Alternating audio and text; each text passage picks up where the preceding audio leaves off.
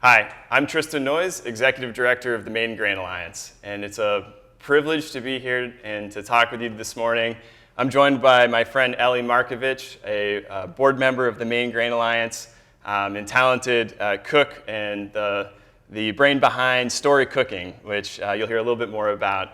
But we are very excited to be talking to you today about all things grain. Hi. Hi. Hello, everybody. Thank you so much for being here. I'm just ready to cook. We are really honored to be talking to you today and to share some of the things that the Maine Grain Alliance has done and all of the support that's reinforced from the great work that the Maine Organic Farmers and Gardeners Association does as well. A little bit about the Maine Grain Alliance. We exist to inspire and empower folks who are helping to create regional grain economies. And the way that we do that is we create connections and share traditions from earth to table. A lot of what we're going to talk about today relates to one of our most exciting programs around seed restoration. And specifically, what we want to do and share is the ability for you to learn about these lesser known grains and then what do you do with them at home? Yeah, how do we incorporate in our everyday? It's so exciting, lots of flavor, nutrition, and a way of connecting, with our food. So let's learn a little bit about some of these grains. So I want to talk about, I mentioned previously, our seed restoration program. Yes. And Maine Grain Alliance has created this really exciting program that is looking at rare and heritage grain seeds from all around the world. And what we're doing is we're connecting with seed savers, these incredible people who are keeping seeds in their backyards alive year after year. In some cases, they're the only ones who have that seed available. And what we're doing is we're connecting with them to find grains that I think are well suited to our place in the world, and we're growing them out. So we're trying to grow them to taking these handfuls of carefully kept seed and growing them out to commercially viable quantities for farms. And when you say we, who are we? So this is a collaboration amongst the many talented people. Richard Roberts is our seed restoration director, who is very much connected to all different types of farmers in both northern Maine and central Maine. But the seed savers are all around the world in some cases. So like people like you and I could just save a bunch of seeds and yeah, we would encourage you to do that. In fact, that's something that, if you visit our website at mainegrainalliance.org, you can connect with us and learn more about how you can become involved in that. Awesome.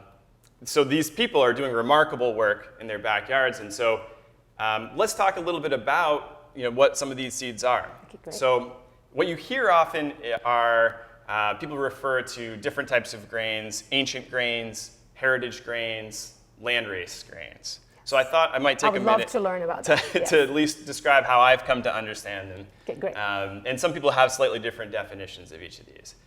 Ancient grains are the grains that are the first grains. These are truly ancient. And I thought I have some examples here that are part of our seed restoration effort. You see all around the set, these are all different grains that we're growing in all kinds of different places. That some are heritage, some are ancient, some are landrace. But we're going to start with the first ever wheat, basically. The mother of all wheats, essentially, is this. It's called einkorn. And it's spelled E-I-N-K-O-R-N. And einkorn is the very first thing. This is domesticated more than 10,000 years ago and is the precursor to everything that we're doing here today with grain. So small. The grains are so small. It's very small. This was also harvested green and a little early, but you can see that it's a in comparison to this more modern wheat. You can see the difference, right? These are different, certainly different, wholly different plants now, but this is what started us down the path of understanding how we can capture grain for the use in human consumption. In order of appearance in the world, einkorn was first. Second was emmer, spelled E-M-M-E-R. And you can see the similarities in some ways here. Emmer is a really incredible thing to be able to grow because for a number of reasons still, it has characteristics that are really good for wheat resistance, wheat disease resistance traits. It can be more tolerant to environmental stresses too. And so both of these are examples of ancient grains. I will also say that ancient grains are typically all hulled. So that means they have a hull on them. Okay. That's one of the things that you can learn, that you can understand to be. And one thing that I'll mention before, when you see something like farro can be confusing for some people. Some people think of emmer as farro. Really, farro can be anything that is an ancient, that has a hulled, it's a hulled wheat, essentially. What I mean by hulled wheat is, if I can show this here, this is spelt. And you can see it here, and on the ends of each of these, these are spelt sheaths of grain. And each of these has a little hull on it. So if you were to take this apart and look inside of it, you'd see that there's these little hulls that need to be able to be taken off. When you go through a field of wheat that you might be growing, of a more modern wheat, you might end up with something that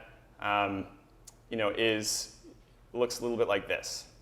It's really interesting, actually, with emmer, because a lot of people think about emmer and they associate it with farro, and farro being emmer and emmer being farro. It's sort of a misconception, at least how I have come to understand it. Farro, in this package, farro can be any kind of hulled wheat, really. And since all ancient grains are hulled, typically any of the ancient grains can be farro. And so this farro right here, I'm going to show you, is actually spelt, which we're going to talk a lot more about in a moment or two. It's so interesting because in the past, when I would get farro, I was under the impression that I was always getting emmer. Right. So this farro is spelt, and in fact, what you're trying to do with farro is that you're trying to polish that outer bran coat. So it's, you're trying to make it shiny so that it will be more likely to take on water, so that when you're cooking, farro is often used for grain salads and other things, but it's more about kind of burnishing and polishing that outer bran coat a little bit to be able to use it for those purposes. But this is from Maine Grains, and this farro is actually spelt, which we're very excited to be able to talk about, because spelt of the ancient grains is one of the more easily accessible and readily accessible grains to use in your home kitchen. Yeah. I'll briefly touch briefly on the other two types of grains that I mentioned that you might hear kind of bandied about. Heritage grains, that typically means it's a grain that is an older grain. Normally, a lot of people will define that as grain that was existing before the 1950s, before breeders started to incorporate dwarfing genes. But there's some looseness around that term still. So those can be, really great old varieties. Heirloom, think of heirloom, sort of how you might think of a tomato as heirloom. Heritage is sort of the comparable piece to that. And then there's landrace. And landrace is grains that are adapted to a specific place over a long period of time. So it's essentially being, a good example in Maine is Tartary buckwheat. If you go up into Aroostook County, where I'm from, it's these beautiful fields of Tartary buckwheat, and that has been grown for hundreds of years in northern Maine and has been adapted to that place. That's what landrace means. One other thing I'll mention with regard to our seed restoration practices is that we have an incredible community of people who are seed saving and growing out flint corn. And this is a 8-row flint corn. This is an ancient grain tip, really. I mean, you can trace, Dusty Dowse, who's our grain education director, has a fascinating conversation about how this corn, this flint corn in general, and corn in general, is a mutation from teosinte, and can be traced back to a specific cave in Oaxaca, Mexico. These are being grown now. I was so inspired by Dusty's talk that I am growing my own corn this year. Just so exciting. I'm like, I can't wait. I'm like, every day I like, did they get rats? Did the rodents? Did the deer? Did the raccoons? Did they all got to it, But we're still surviving. So far, so good. I can't wait. This would be made into, you could nixtamalize this, make it into tortillas. There's a whole host of things. The reason that we are growing a lot of these, not only because we want to preserve these corns that have been growing in Maine for hundreds and hundreds of years, predating, you can trace this back, as I said, 10,000 years in North America, but also because they've adapted over time to our place, these landrace varieties, we need to have shorter season corns to be able to grow corn effectively in places where there's not as many heat units days and just shorter seasons. So that's why we're doing that. One of the most incredible examples of that happening inside the state is the remarkable people at the Somali Bantu Community Association, Liberation Farms, who have been growing out and making available their incredible Somali Maine flint corn. And that's available also as cornmeal from Maine Grains. We're privileged to have Muhyiddin Labab from the Somali Bantu Community Association as our keynote speaker, and it is just truly inspiring to hear him talk. It was so inspirational to visit with him. And I think, one of the things that we don't think about the importance of grain and community, right? And I think he just really so much highlighted the fact that the importance of growing a food that connects to their people and to connect to us and to how we understand each other, Totally. And it was so inspirational to just listen to them, and I yet to make their flatbread, but I'm looking forward to it. It's incredible. So this is a great time to revisit and go back to what we came here to learn about, specifically around spelt. Excellent. And I just wanted to show spelt here. We have two different spelt sheaths. You can see one was harvested a little sooner than the other. The one that's a little more green was harvested sooner than the other, and it's had. But one of the remarkable things about spelt is its accessibility. The fact that it has grown very well here in Maine. Right now, actually, is the time of year that you would go about planting spelt. It's a winter grain. You planted it over. It germinates, comes up a little bit. Goes dormant for a while and then comes back in the spring and grows out to make delicious foods, which Ellie is going to help us understand how best to go about doing that in our own homes in a cool, accessible way. Yes, well, thank you so much for having me here.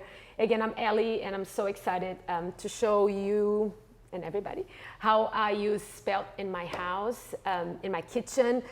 I really fell in love with spelt. I did not grow up with spelt. As a matter of fact, I think if I could have one grain in my pantry, of course I love corn, but if I had to pick between all the different wheats, I would say spelt is just a beautiful thing. And so yes, I make breads and pie crusts. I love biscuits, spelt biscuits, and I can go on and on and on. But I'm really excited to actually talk about just having the plain berries in our kitchens and the different things that we can do. And I think of grains, just think of them as just your rice or your pasta. It's just this idea of you can just use whatever you have at home, and having a bag of berries is just a wonderful thing. But sometimes it's intimidating because you're like, I don't know how long it cooks, or I don't know what to do with it.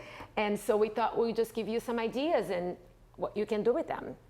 So Tristan, I'm just like super in love with spelt, and I did not grow up with spelt, as I was saying to you, but it just made its way to my pantry when I moved to Maine, and absolutely love the flexibility of having the whole berries in my pantry. And one of the things I do, and this is just a little reminder because we all come from the grocery store, we bring our things in and we put in our pantries and we forget about them.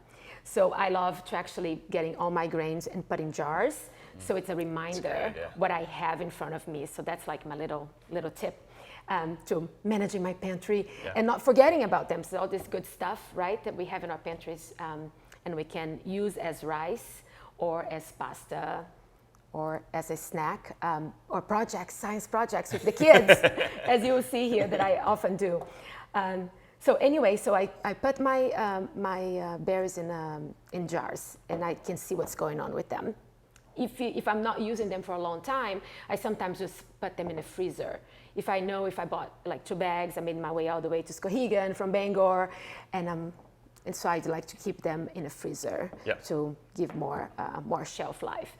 But one fun thing to do with your berries, besides eating them, is make a science project with the kids. It's really great to learn a little bit more about the grains and the process of growing them just by sprouting them. Now this one has gone a little bit longer.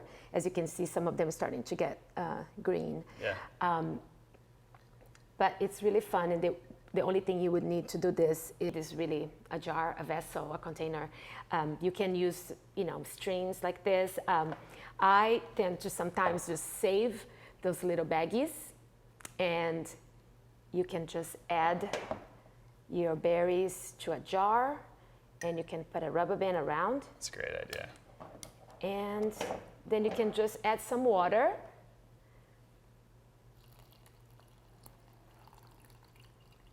And there.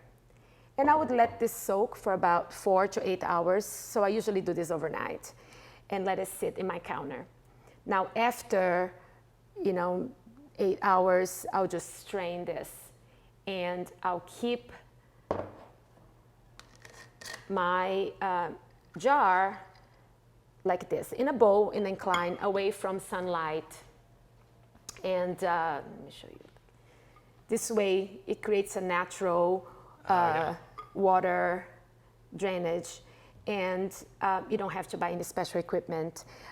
So if you can think of it, a couple times a day, you just rinse this, and just keep it like this, straining, and in 24 hours, 48 hours, you get this lovely, beautiful, ready to use.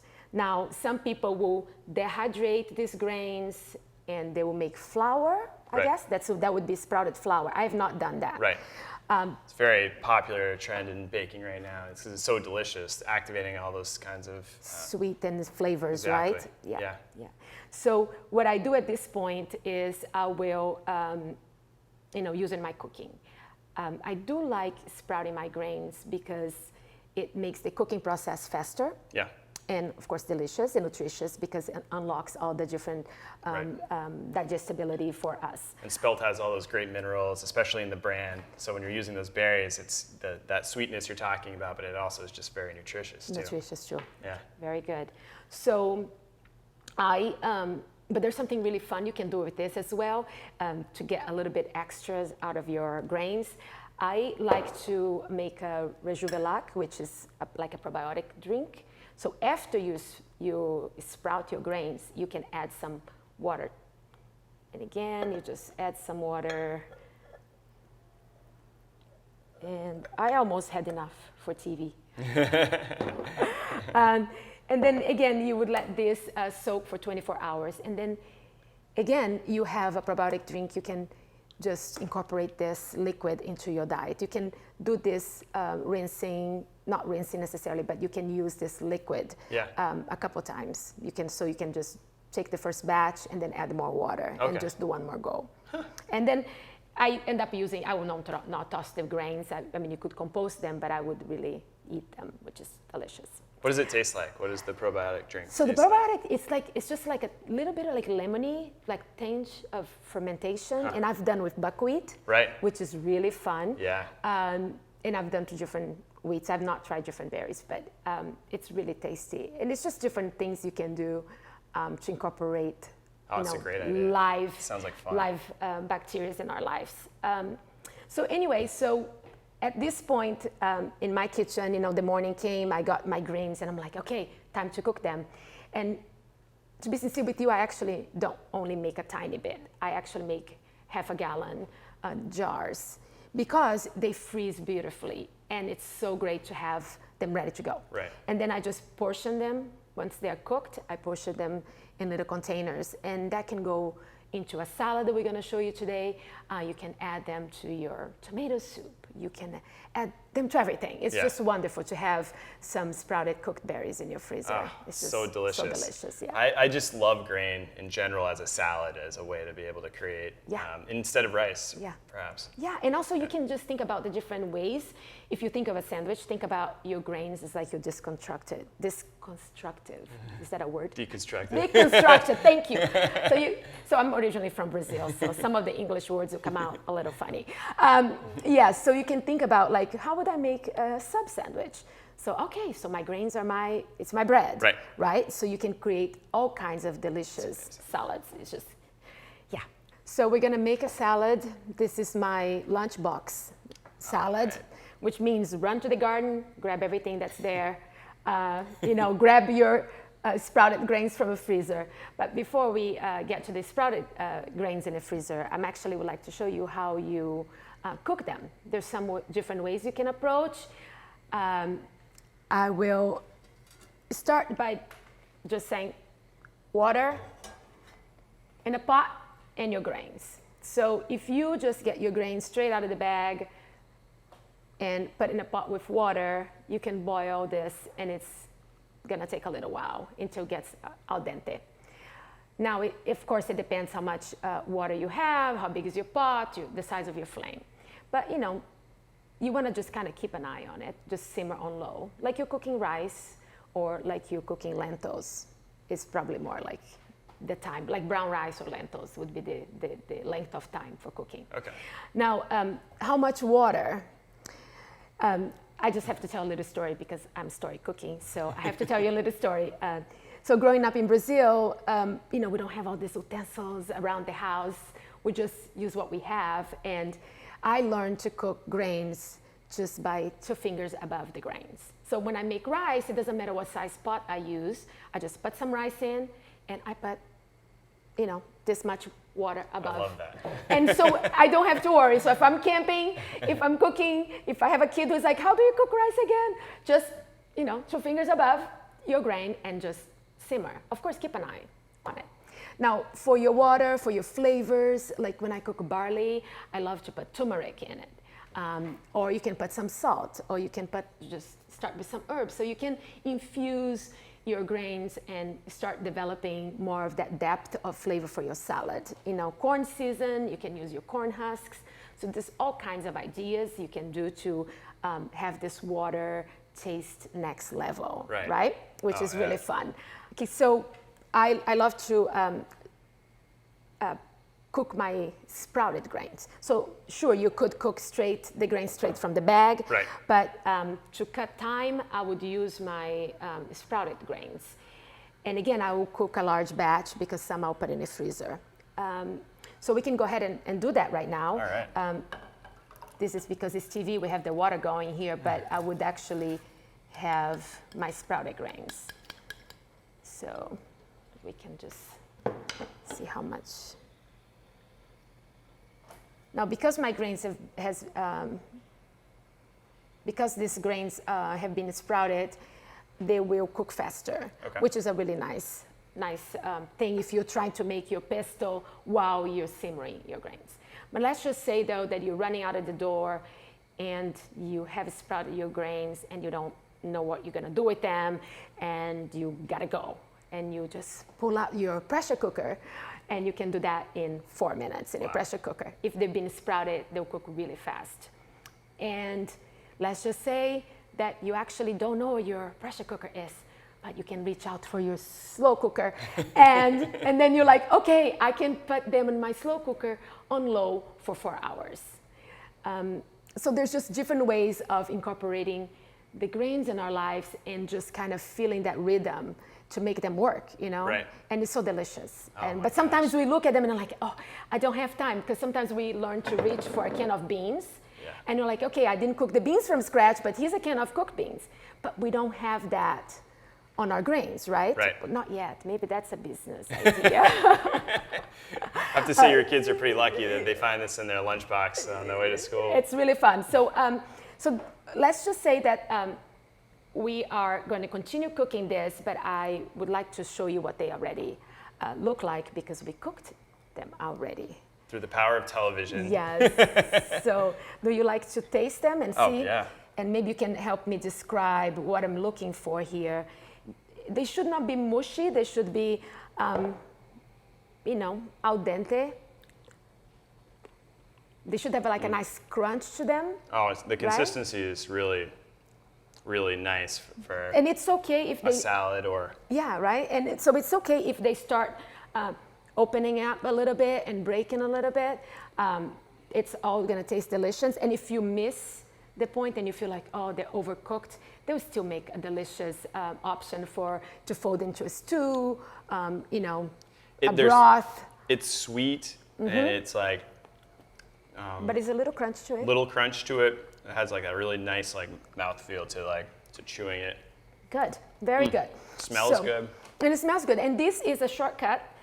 These are grains that I just sprouted overnight, and the next day, you know, you just have different things. But even if you don't sprout your grains, you could still treat them as you would your beans, for example. You can just soak them overnight with a little bit of, some people do like seaweed for just stability. It's a nice idea. Or you can do apple cider vinegar. I like to add a little bit of whey to my water if I'm just soaking them overnight. So just all kinds of ways. And you could just eat them. I know, right? You feel like just snacking. It's lunchtime. Let's just snack. That's what I'm doing. Well, so let's make that salad right now, and so maybe we can actually have some lunch, right?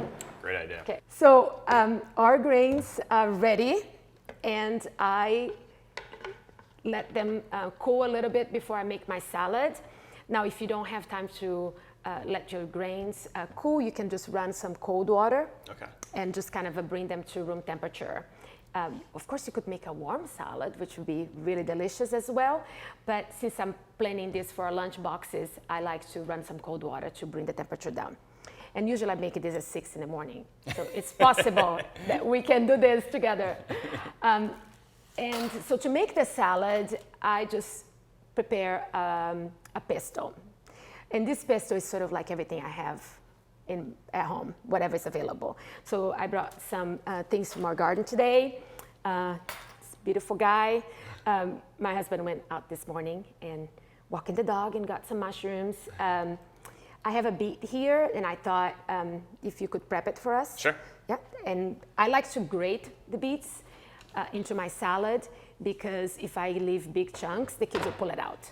So if it is grated, it just incorporates, and it's harder to pull it out. So it's a little tip. If you have picky eaters at home, or if you wanted to encourage them to try new things, that's another way of putting. Will your kids eat?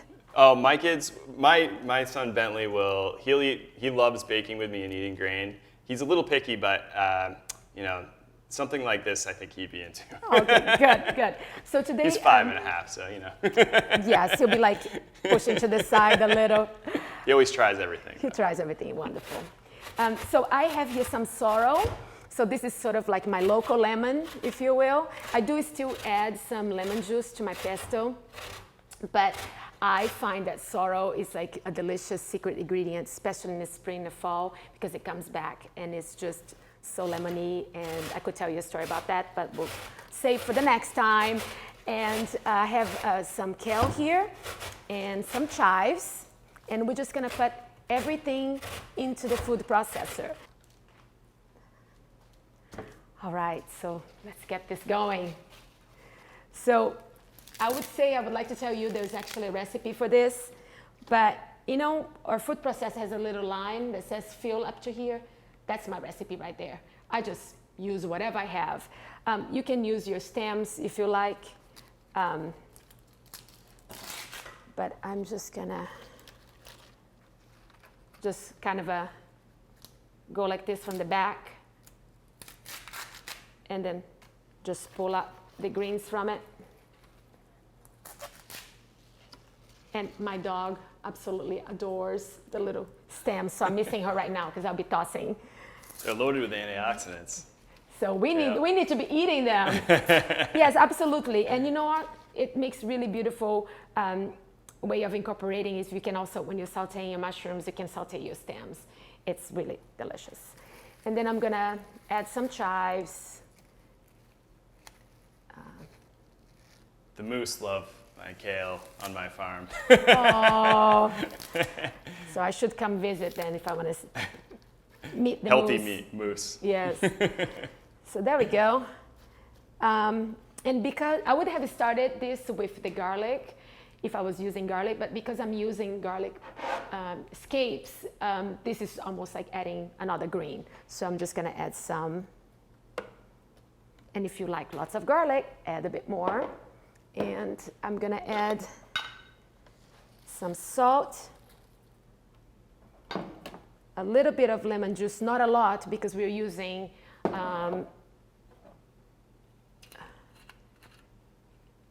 sorrel. Just escaped me for a second. We don't need a lot of lemon juice because I'm using sorrel, so that gives that nice tart flavor. And I'm gonna use some olive oil. Now, if you like, you can definitely add some nuts, which would be a traditional way, but just for today, I'm going to use my greens. Okay. So you can just add a little bit of olive oil as you go. I like to look for the movement and just keep an eye. And it smells really wonderful. And I will add some cheese as well. But again, you could add nutritional yeast. You could, add some different seeds, whatever you like. All right. So now it's time to assemble our salad. To our grains. Beautiful. Smells good too. It smells good, right? Now, of course, if you like to be more of a balanced ratio of greens to grain, you can add more pesto, right. More vegetables, yeah. Right? But if you, would like to think of this as a pesto that's going in a pasta, so you want to have your grains just coated, it's just really it's a matter of taste and how much you want to incorporate. Just no right and wrong way. Right. Just the way you enjoy and the way your family would enjoy eating it. For us, what we're looking for is just a nice coat. Beautiful. And, a ratio almost like 1-to-1 of greens and berries. It's a lot of natural sweetness going on in there, especially this time of year with kale. Once you hit the frost, first frost comes, that sweetens it up. And yeah. Our grains in Maine typically tend to be sweet because of the fluctuation in temperatures between daytime and nighttime. So got a lot of really interesting kind of environmental factors helping to make this delicious too. Awesome. Well, thank you for that. I did not know that. That's awesome. Okay, so we're gonna plate this, and I think we could show you how. I would probably use this mushroom, right? Should we? Sure, yeah. Okay, of course. Very good. And we have the grated, so we're just gonna, will you turn this on for us? Sure. Just add some oil.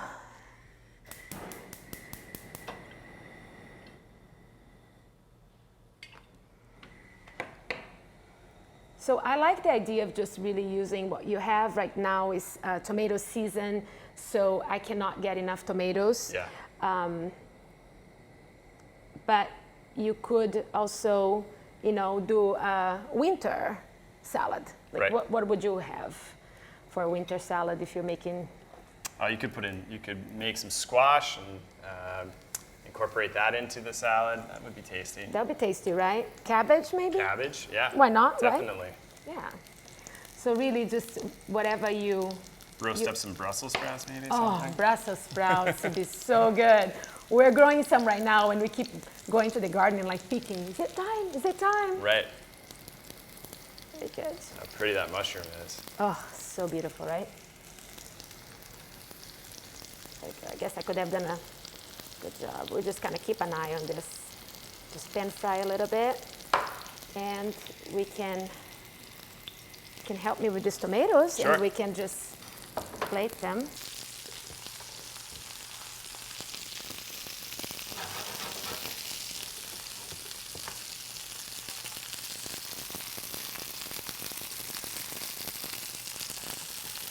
Yeah, and I think we can just, relax. We can do the beets, and all right. That'd be great. There's some more tomatoes. Thank you. How would you like me to put the beets? Just however you like. You can just put like in a in the side a little bit. Sure. Just in case our super picky eaters may want to have some.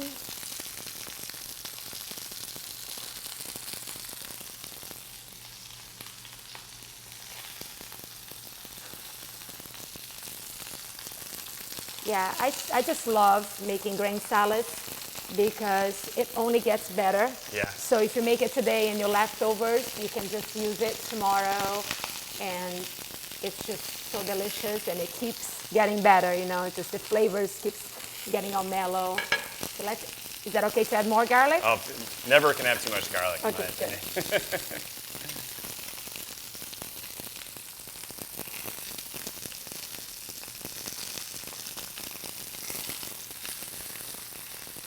good. Go. Yeah. Should we take a quick look here?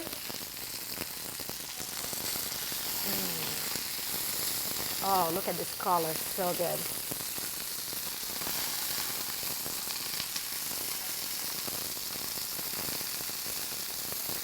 I just wish you could smell this. So good.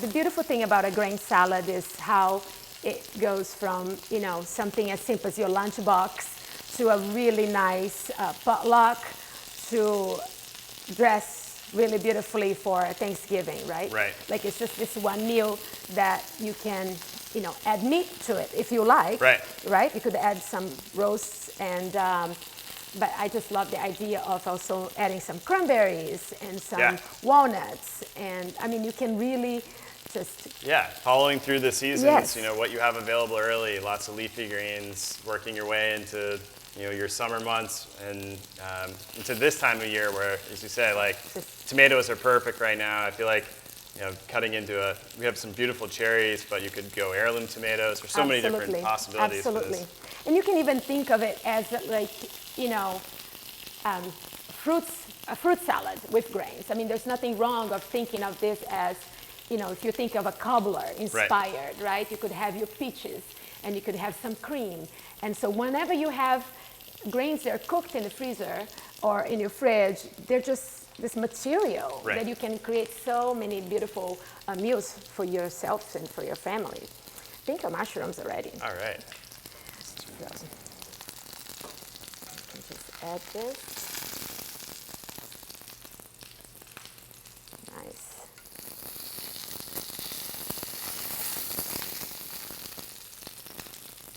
It smells so good. Yum. Now, I do not add fish to the kids' lunchbox. I'm not going to be that cruel, but I do love making these salads, and at home, you know, when we're all at home, just make a salad and have some fish on the side. It's just delicious. Wonderful. So this is our salad for today. Well, thank you so much for cooking with me. Gosh, this is fun. a pleasure. I'm going to add a little bit of oil here in the beets. Oh, it smells so good. I can't wait to dig in. And just an extra. Let me see if I can get a little bit for you. Yes, and if you just allow me to just kind of, Oh, yeah. I just love a little extra salt. Yum. Make sure you get some of the beet. Yes, thank you. There you are. Thank you very much. Dig in here too. Well, I would just want to say thank you so much, Ellie, for sharing this with us. I know your kids are certainly very lucky to have this in there, going to school each day.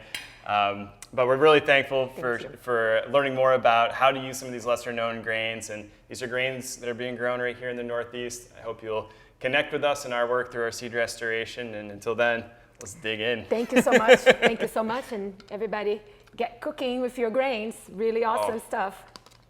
It's so good.